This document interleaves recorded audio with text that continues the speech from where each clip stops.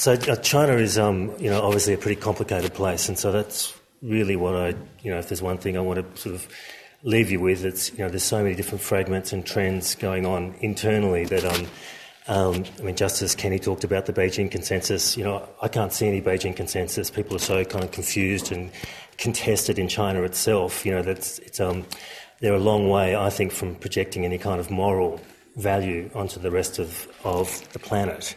That said, there's a lot at stake. There's obviously a huge amount of financial and economic power behind China. Its unified diplomatic front can be quite formidable. I can understand why lots of people in lots of places are quite concerned and anxious about what it all means. So what I'm going to do is give you just really a couple of snapshots about some of the things that, as a journalist, we tend to come across in China. A little bit of perspective. There's an 80-year-old economist called Mao Yu-shi. He's a terrific old man. He's an intellectual, and like all intellectuals, his family was, really had a tough time for 30 years under Mao.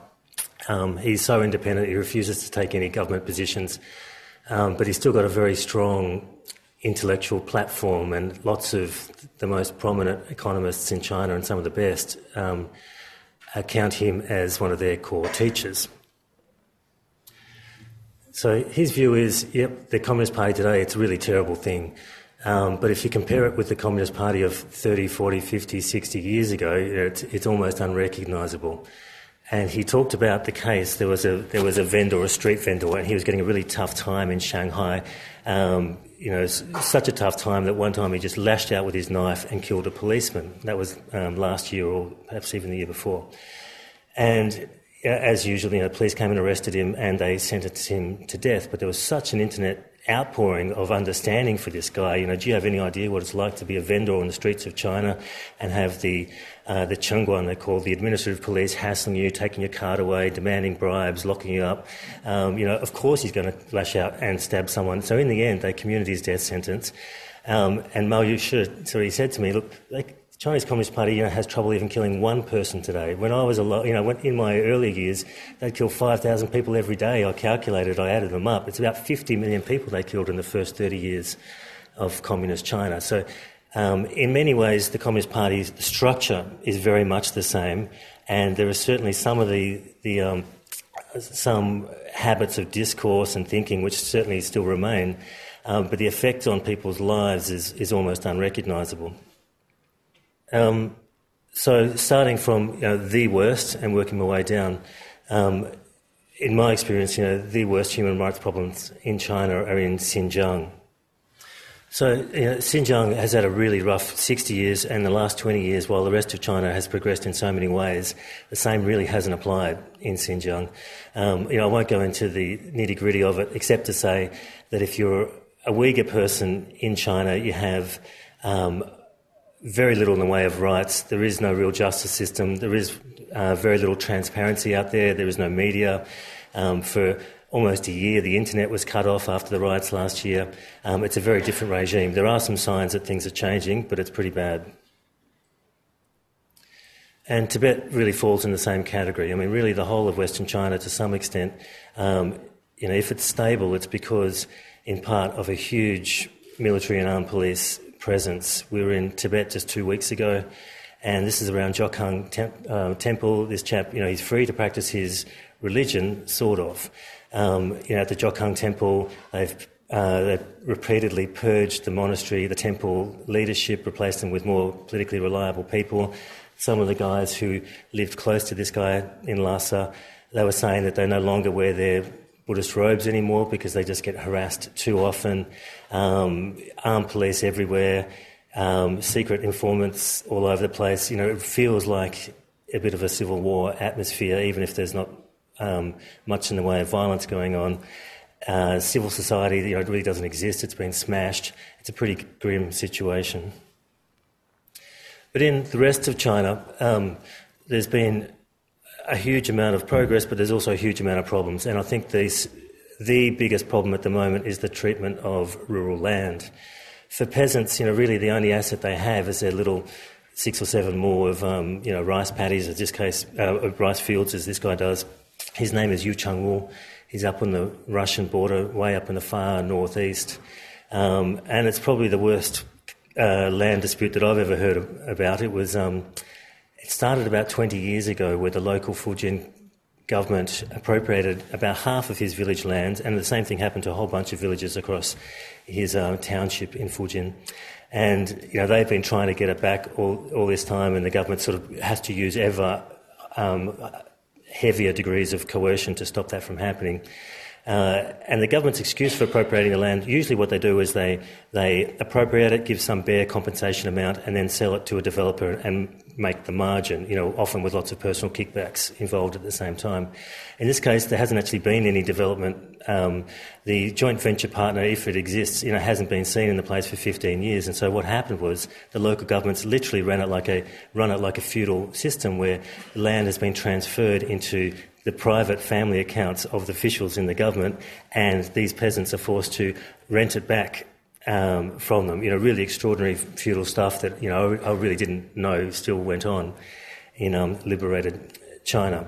That's probably a pretty egregious example, but all over China, particularly in the fringes around the cities where the land is very valuable, there's huge incentives for officials to appropriate land, give unfair compensation, keep the difference. And that's partly because up until 2004, one of the main income sources for local governments was appropriating grain, a local grain tax, often quite arbitrary and quite oppressive. And President Hu Jintao tried to stamp that out, which he did, but as soon as that happened, the local officials switched to a new income source, and that was land. And so in the last 6 years or so, the biggest single cause of disputes and social unrest has been land. Another huge problem in China is resolution of disputes. There is no dispute resolution mechanism, so when officials come and take your land, you're unhappy, there's no one for you to appeal to. You could go to the local court, but you'd find that the local court is run by the same guys who took your land in the first place. And so often what there is there's something called the petitions office. So thousands of petitioners, people with grievances across China, they all migrate to Beijing to try and lodge their petition documents with the petitions office. But the local governments from the places they come from have a huge incentive to stop you from doing that, because it looks bad on their report appraisals.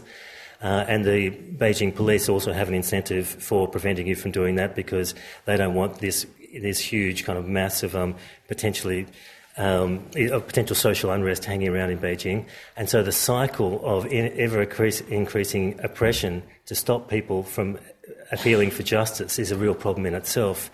This lady, her name is Liu Yuhong, and her dispute really started as nothing. Her father in Tangshan had a small block of land, and on it they had some trees.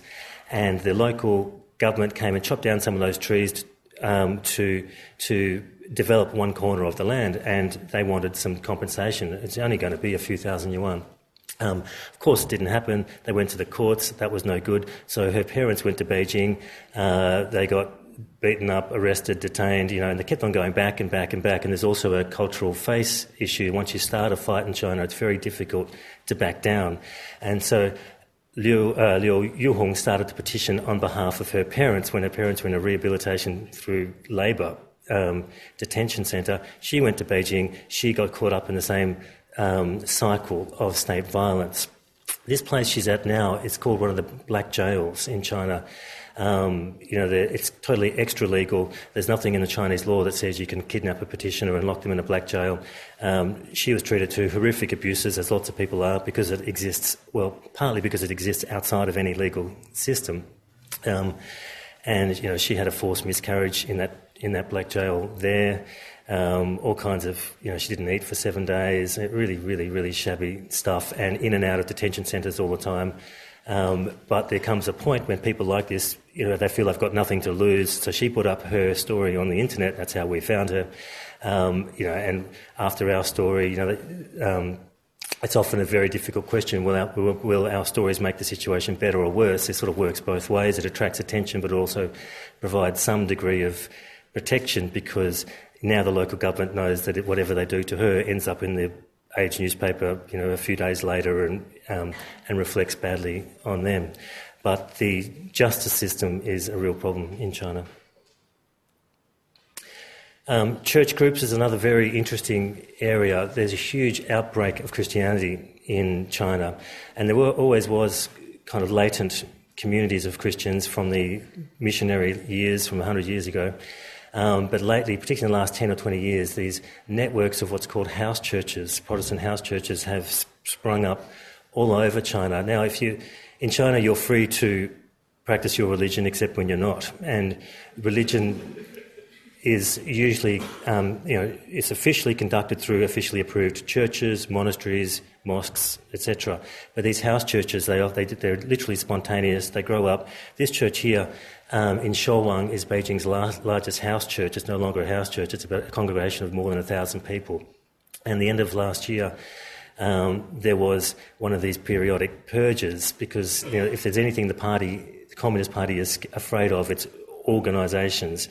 And this is now 1,000 people strong, linked up with similar house churches all over the country, potentially a threat to the party. And so the way they exert pressure is by, first of all, they forced the landlord of the building that they were holding their congregations in to evict them. The next 2 weeks, their congregation held services in a Beijing park, even though it's snowing and freezing. This time they got permission to hold their service in a place in Haidian. We were told that there was, it was going to be an interesting kind of service. We went along, and yes, they had the service, but none of their pastors were allowed to leave their homes to attend the service. So there was a standoff at their homes for about 2 hours while all the 1,000 people in the congregation just kind of waited. And this is the moment where the head preacher or pastor was finally allowed by the state police to attend the congregation, and that's the moment where he comes through the door and he comes in, and then they just sort of proceed as if nothing happened. There's extraordinary sort of duality going on where they're preaching things like, and Peter said, "Thou shalt build your church on this rock," and all these kind of, suddenly the Bible takes on this huge political meaning in a certain context, which for many of us in Australia, it might not. So that's one of the human rights battlegrounds at the moment, and that's organised religion. Now, all of this, this cycle of ever tightening state control, sometimes violence, and certainly information controls, to prevent people from organising, to prevent people from petitioning. It's a spiral that can get out of control, and the only way to keep things stable once you kind of make enough people angry is to mount ever higher and higher burden of state force, really. And it's not like that this is going on without any public debate. One of the leaders of the debates is a guy called Yu Zhenrong, who I've written about quite a few times. He's an extraordinary guy. He conducts, one of the only people that conducts genuine surveys of social unrest in China, and as a resource is immensely valuable to the Communist Party, because they themselves want to know what's going on, and he has this almost unique license to say what he says, but also be an advisor to the Chinese government. He's one of the few people who lives in both worlds of human rights activism, genuine research, but also a government advisor.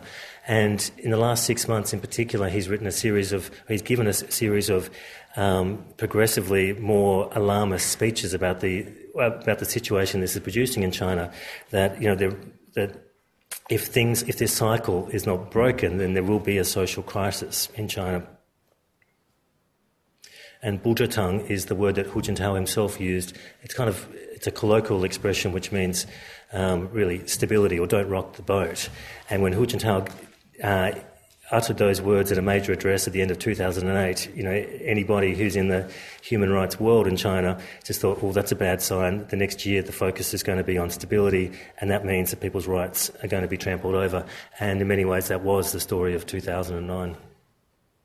It's not just in Chinese society that a vigorous debate is going on. It's also within the Communist Party. And within the Standing Committee, there's one consistent voice for concepts like justice and dignity, even democracy, and that's Wenjiabao. Now, you can never really kind of see too clearly inside the Standing Committee. But in my view, there really is a contest going on of ideas and power at the moment.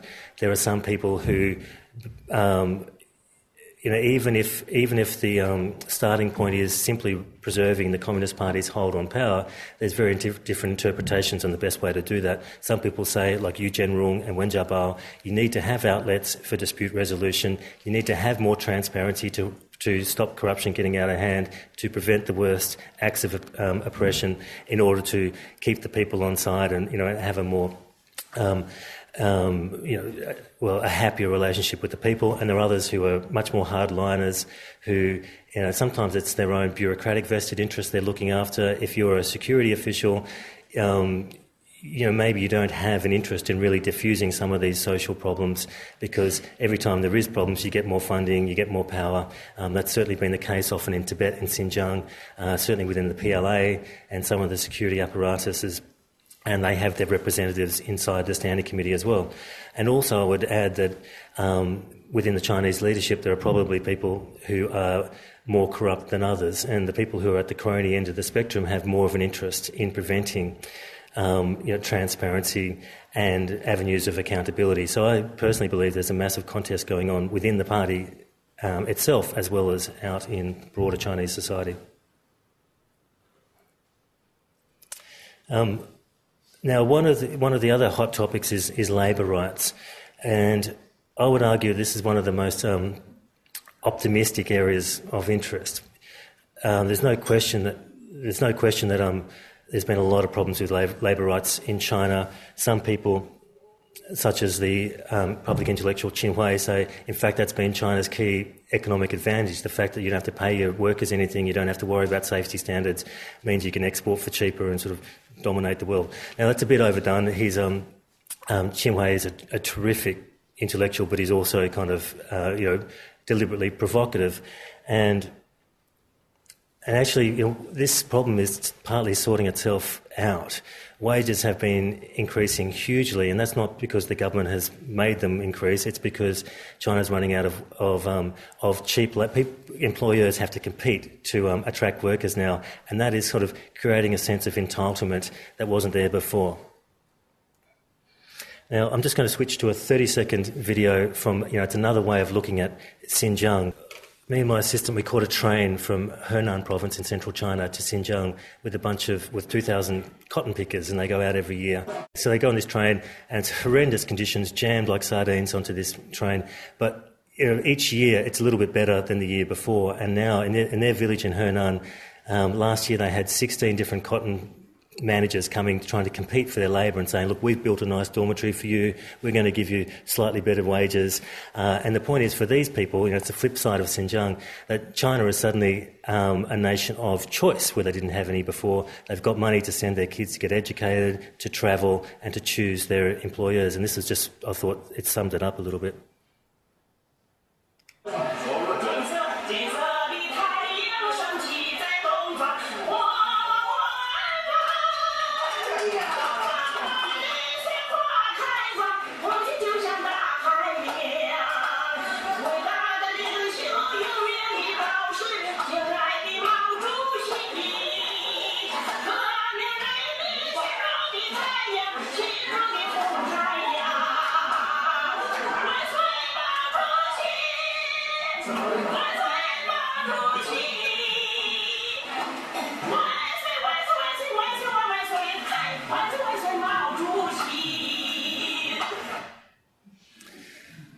So some people in China are pretty happy.